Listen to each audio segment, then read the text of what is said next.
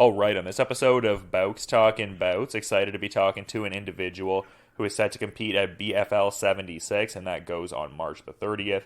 It is a featherweight fight with JT Donaldson and Josh Kwiatkowski getting out there to test skills, and happy to be welcoming Josh back onto the show today. How's everything going, man? It's going awesome. I just finished a pad session with my striking coach. Yeah, for sure, and I mean, we're a ways away from the bout as of this recording, but I imagine you're excited just getting ready to, get back out there and compete. Like, what was the, temperament when the, bout offer came your way? I would think you would be excited. Yeah, no, I thought I was going to be fighting at the end of January for the Z promotion show, and had a bunch of different names on across the mind, and I thought it was going to work out, and nothing really did. And then I seen that the whole card got canceled. So it's kind of a godsend, but I've been training hard for the last few months, just preparing for that, and now we kind of roll into March 30th, so I got 8 weeks more to just be even better prepared and just sharpen my skills. Yeah, I mean, it's good you're having a positive mindset in lieu of that happening. Like, I mean, you could easily just lean into, like, the fact that it's, like, a bit of a bummer the January, card fell through and everything, but just seems like you immediately redirected your focus to, what a possible next step could be. So, yeah, I mean, good to be adaptable and everything like that. Yeah, I'm always training, so it's just like, I want to have 4 fights this year, 4 to 5 fights this year, so my goal is just to keep the ball rolling from the last fight I had against him, and I wish it was going to start in January. That would have been a nice way to start off the year, but it didn't work like that, so fight gods have different plans, and it starts with JT on March 30th. Yeah, for sure, and a lot to get into with that fight, but you did mention the last go-around, and I would think that would be a really, good career moment for you. I mean, you got to, turn 29, you got to win a belt on the exact same night, and, I mean, Canada's longest-running regional MMA show. Like, what was the whole, experience like? I would think that would have been a big one for you. You're cutting out just a little bit. What was the last bit of that? Oh, sorry. I was just saying I would have thought that last one would have been a big one for you, just winning a belt on the same night you're turning 29 and against such a tough veteran opponent. Oh, just a huge moment for me. Like, snapping that losing streak. That even in that losing streak, I had so many fights that were so close, and I'm just happy that now I've got my my momentum going in the other direction.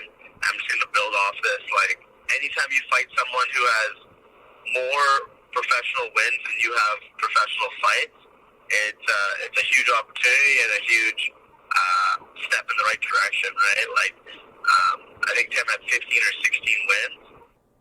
This next fight I have is going to be my 13th fight. So, for me, it was a huge moment, and it just shows people that I'm a lot better than my record shows.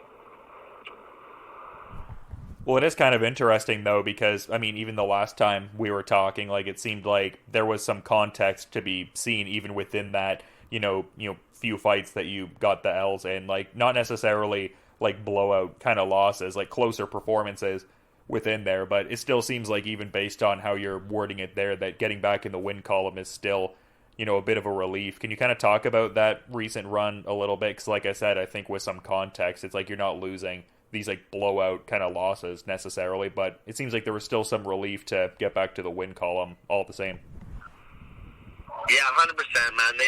It's crazy because I know in the States and some other countries, there's so many people to fight that you could really get a really clean record of like 12-0 or 13-0, but you've really fought no one that's a serious competition, and then you get to the UFC and you're fighting all real competition, and then you get sparked out a couple times and you get cut.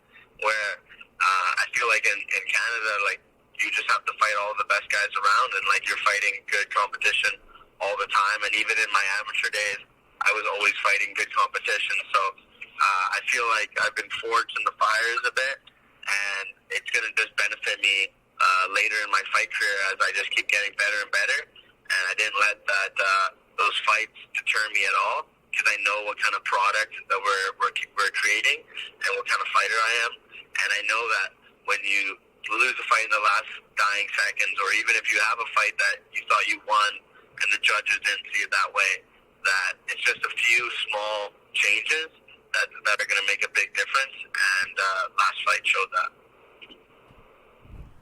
Yeah, I mean, this being your fourth fight under the BFL banner, I mean, one of the more like premier kind of like stages in Canada. I mean, you're certainly like getting on those stages to like fight the best competition. But something else I thought was cool that I saw a little bit ago in a post, it seems like you were able to get out to Japan and train for a bit with like some Ryzen fighters and stuff like that. Can you talk about that whole experience there?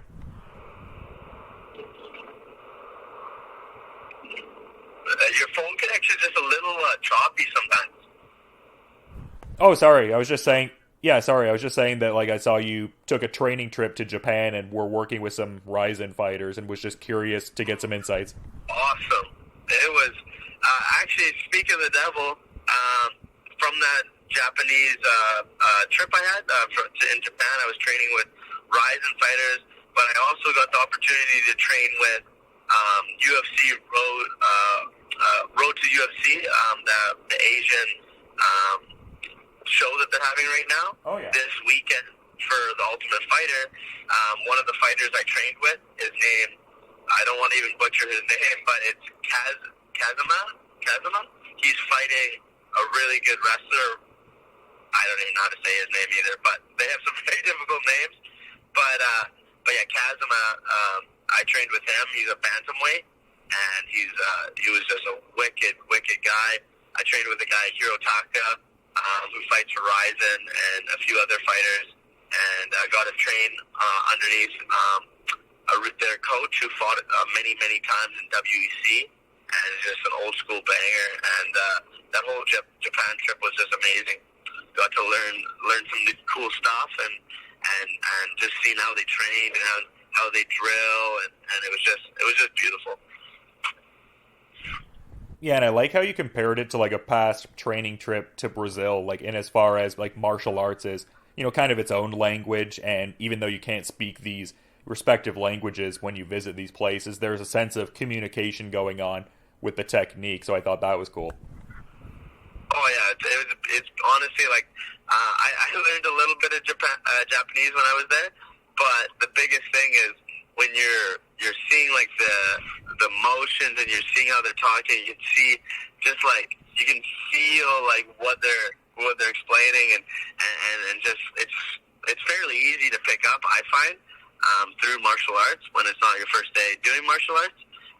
And luckily I had my little sister there who was also translating, so it was a really beneficial training session, and just got to learn some cool techniques that I've never seen before, and simple things, but very beneficial. And it probably helps too, just like, you know, accruing all of this additional info, just because I was also seeing you've been coaching martial arts full time and that you've been doing it for a bit over a year now. So I would think that would help with, you know, what you're doing there too, just like as you continue to learn, you're, you know, transferring that knowledge to people who are, you know, underneath you, learning skills, as it were. Exactly. Like, the balance is always finding enough time to train and enough time to balance your coaching. But I feel like I've just really figured it out lately, and just constantly working on my craft, whether it be small details in the gym with some of my students, or working on my own skills with my coaches. It's something that even last night, like it's just all day for me. Like I was just listening to an MMA podcast before you called. Last night I was watching all the fights, from like studying for who's fighting this weekend until about 1 a.m, waking up early to go do a pad session. Like besides a little lunch I'm going to have with my mom here, I'm going to go coach martial arts for like 5-6 hours tonight, and then go to the pool and probably watch some more fights when I get home. So I'm obsessed. It's all I do, and it's all I'm constantly studying, and it's going to show. I'm getting better at making reads in the gym. I'm just, the fact that I'm just all my time is into this, that the hours are just going to continually build up and build up and build up. And I'm just going to show people that consistency and hard work can bring you to any level of fighting. Yeah, and it seems like you're kind of like, looking at it from like multiple angles, multiple roles, and stuff like that. Like I was seeing you were coaching alongside, Sean Elbrick and also Dennis Kang. Like that must have been a cool experience and everything like that. Probably like learning like a different kind of facet of the game by being in like a cornering, like coaching kind of role as well.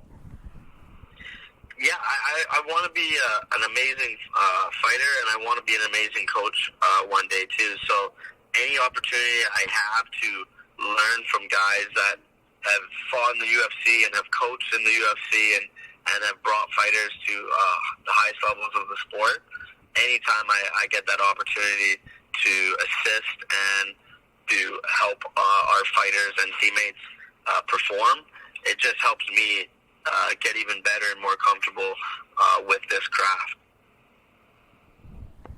Yeah, for sure. Love to hear the, dedication and refinement curve and all those good facets and everything. But, I mean, you talk about, being around some people who've got that high level experience, like having fought in the UFC. Like I was seeing your opponent had previously fought in Bellator and also has some localized, BFL experience too. I also saw he previously had fought AJ McKee a few years ago. Like, is this someone you've been kind of like delving into a bit on like a tape study level, or more just focusing on what you're doing to be like adaptable and fluid in the fight?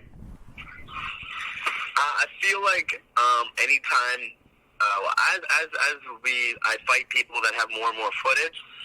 This guy does have quite a bit of footage, just like I have quite a bit of footage now too. So it goes both ways. But I found that because the fight camp is so long, that I say 3-4 weeks ago when I first really dived into fight camp, I watched a bunch of footage on him, broke it down with my coaches.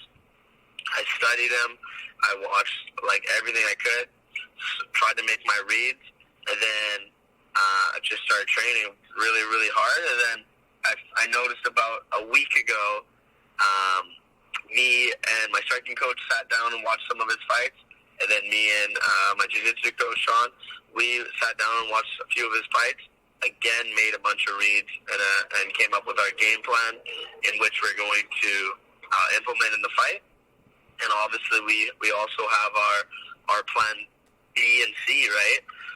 But from what I've seen, what I've taken from his fights, I'm very confident in being able to show people the best me on the 30th and to finish him. Because at the end of the day, the UFC and these major organizations only care about finishes. And to finish someone like JT puts me in the same caliber as other people that finished him. Like, again, I'm no AJ McKee yet, but at the same time, if I go in there and I starch JT right in the first, it shows people that I'm going in the right direction. And I know when you see people that have beat JT, like that Laird Anderson in Bellator, who's a stud, and AJ McKee, I don't really take too much against that because those are such high-level good fighters.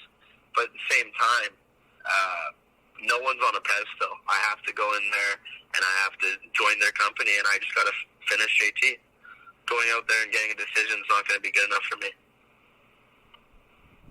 And I think, too, because like one of the last times we were talking, you had specifically indicated future interest in perhaps, fighting for Bellator. So I would think beating someone who's previously fought under that banner would, pay dividends in that kind of regard. 100%. It's for me, man, I'm 29 years old, but I feel like I'm a late bloomer. I've never felt better athletically, physically, cardio, jiu-jitsu, wrestling. It all sounds cliche, but I never really come out in interviews and say, oh, this is the best I've ever felt. This is that. But I can honestly say, truthfully, this is the best I've ever felt in all aspects of the game. So there's no reason why I wouldn't have my best performance. And like the way I'm training and the way I'm surrounding my life with my goals and my martial arts this is my road to the major organization. And whatever major organization that may be, Bellator, KSW, UFC, anyone. I just got to work my ass off, go on a win streak, and show people I belong. Starts with JT. He also has a pretty great nickname too. I was noticing, Grandma's Boy. That made me laugh when I saw that. I feel like that's pretty solid. Yeah, I like it too. Actually, I don't even have to. For me, to fight someone, I don't have to hate them at all. I'll punch anyone in the face, So, for me, I like seeing that his nickname is Grandma's Boy. I mean, he's probably a family man, But it doesn't matter. He could be named the Destroyer. I'm gonna go in there. I'm gonna spark him out.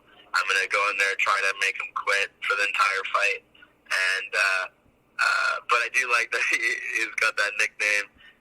I'm sure he's a good guy. I wished him a good luck, and I wish him a good camp. I messaged him that, and it's all respect going in there. But once the cage door locks, I barely want to touch gloves. I just want to go in there, take your soul, and leave. Yeah, totally get the mentality and everything like that. Yeah, I mean, good to be a little light with it before. I mean, both of you guys are ultimately vying for, the same kind of thing and just wanting to grow in your martial arts journey. So, yeah, it's just a matter of getting out there and competing in a sport almost at the end of the day. Like you were saying, it's like, oh, well, if I got to punch you in the face, I'll punch you in the face. But one of the last things I kind of wanted to touch on with you, just because I know you've had a level of interest in this before. I was talking to BKFC figurehead Dave Feldman the other day, and I was kind of talking about where BKFC might do a show in Canada, and I was saying, I think probably Alberta, knowing how I know the commissions and stuff like that. He kind of had a big smile on his face, and then when he was given his answer, he even went as far as to say Canada could become the number 2 market for BKFC later on this year. What are your thoughts on all of that as I'm kind of relaying that to you? I've been so close to having bare knuckle fights multiple times now. Before COVID, I was the closest. After COVID, I've had some offers and from different promotions, but again, I don't want to fight for different promotions other than BKFC because, why would you want to go to anywhere else other than the show? So for me, I just got these dumb big fists with these dumb big knuckles, and I would love to hit someone bare knuckle. And I know my mom and my dad don't want me to do it, but I'm a banger. I'm gonna have some bare knuckle fights before it's all said and done. I hope MMA is the route I can make my name for a name for myself, so I don't have to grind up the low ranks of BKFC. But who knows? Really, if they come to Canada and they offer me a good person or just a good fight, then hell yeah, I want to put my juggernaut shorts on and go in there and knuckle somebody out. But again, I just don't want to get my hopes up and get to just what it could have, should have things, right? If it comes, it comes. I'm a martial artist. I am a fighter, and I don't think many people want to do bare knuckle, but that is something I want to do. I definitely, by the time my career is done, I will have had a handful of bare knuckle fights. Something just so raw and violent about it. Really, I love that you can tie clinch. I love that you can, or half tie clinch. I love that you can you have to control your shots. You have to be accurate. You have to cause damage, and those fights are just sporadic fits of violence, and it's just it excites me thinking about it. But with that all being said, we'll see if they come to town. We'll see what happens, and we'll see if my name gets called. I guess I'm curious as to some of these other promotions that might have kind of put offers your way for bare knuckle, because I know there's BKB out there in the UK, and BYB Extreme is finding a bit of more of a foothold in the US kind of scene and stuff like that. What were some of the promotions that were kind of putting those bare knuckle offers out to you? So before COVID, it was I was in talks with the BYB, I believe in UK. We were talking about a show they're having in Manchester pre-COVID, and talking, and then COVID kind of started happening. I had a fight with David Moon lined up, and we're still in talks with them, and we're going to do the fight, and then possibly see if we can make the bare knuckle fight work. And then all the fights got canceled, and that kind of dropped. And then after COVID, we were in talks with, I believe it's like BKFC's like not sister company, but it's called Toe the Line, kind of like a offshoot of them. I was in talks with them, and versus another kid. I think it was another Josh as well, and last minute they needed a replacement, and I was in talks with them too, and it just didn't work out. They picked someone closer. So again, I have been in talks. I have talked to them. I've talked to matchmakers. I've sent in profiles. I've done all of that. So I'm not going to put too much time and effort into it. If it works out, I really hope it does. But regardless, I have JT Donaldson. I got to rearrange on the 30th and go from there. I just want to keep fighting people and keep beating them. But bare knuckle, we'll see if they come to Canada in 2023 here or early 2024. Yeah, just kind of a fun thing to think about down the line. You've got this big fight lined up for BFL 76, and also sounds like you want to be pretty active within MMA this year, so a lot more immediate, tangible things to look forward to. And it's been great getting to have you on the show and to get some insights ahead of this next fight here. But I do want to be mindful of the rest of your schedule as well, Josh. So is there maybe any parting final thought you'd want to add as we're kind of wrapping up here, man? Basically, I just want to say thank you to you always, man, because anyone that gives the fighters a voice is they're just I'm always in debt to you guys, because I love this sport so much. It's all I do. It's all I watch. I try to make people's lives better through martial arts, and I know it's changed my life. I don't know where I would be or what I would even be without fighting. I probably wouldn't be in a good place, but I know that every bone in my body tells me that I'm supposed to be doing this. I just know it. I feel it every day. I go in the gym, hard days, easy days. I love it, and there's no fear in love. So on the 30th, I got to show people how much I love the sport and get back to my finished ways, knocking JT out. And I'm going to make 2023 my biggest year yet. It's going to be my best year for fighting, and people are really going to see a refined new me. And I'm excited to unleash this new juggernaut on Canada, and hopefully soon the rest of the world. Yeah, well, very exciting thought for this broader campaign over the year. And yeah, anyone in the immediate Vancouver, BC area certainly should check that out live. But if they're not in the immediate area, BFL 76 also broadcasts on UFC Fight Pass. So another methodology to peep what's going on. And yeah, this should be a really great fight. So again, to reiterate, thanks for coming on and giving me some insights ahead of this one, man. You have a good rest of your day, and looking forward to peeping the fight when it goes down too. Thank you so much, man. Enjoy the show, and I don't know where I'm going to be in the card, but every time I fight, it's one of the best fights of the night. So please tune in and enjoy the show. Yeah, anyone that's seen your previous fights knows you have quite the track record for barn burner. So yeah, very much looking forward to it. And yep, you have a good day, man. Okay, thank you, brother. God bless.